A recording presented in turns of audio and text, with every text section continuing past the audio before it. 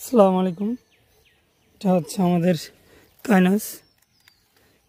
এটা টবে ছিল, এটার ফল হয়েছিল, খুবই সুস্বাদু ফল, কালো কালার ছিল এবং কচকচে ছিল ফলটা।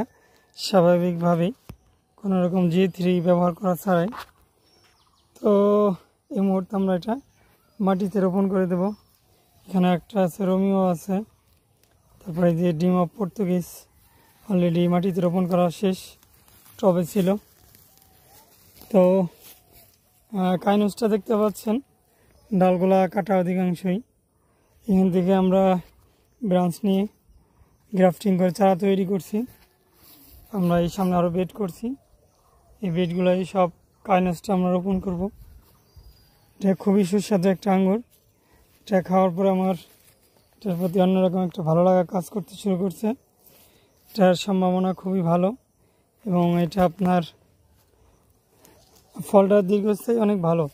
আমি দেখছি অন্য ফলের সাথে বৃষ্টিতে কিছু ফল আছে টেম্পারিং খুবই খারাপ, যাতে নাম বলবো না, তারা হয়তো আবার মাইন্ড করবেন। কাইনোসটার আমি দেখছি ফলের টেম্পারিংটা অনেক ভালো, যার কারণে আমরা এটার বেশ কিছু মাদার গাছ রোপণ করার সিদ্ধান্ত নিলাম। তো আল্লাহ সহায় হলে আগামী বছর ইনশাল্লাহ একটা রেজাল্ট দেখাতে পারবো। সকলে আমাদের জন্য দোয়া করবেন। ধন্যবাদ।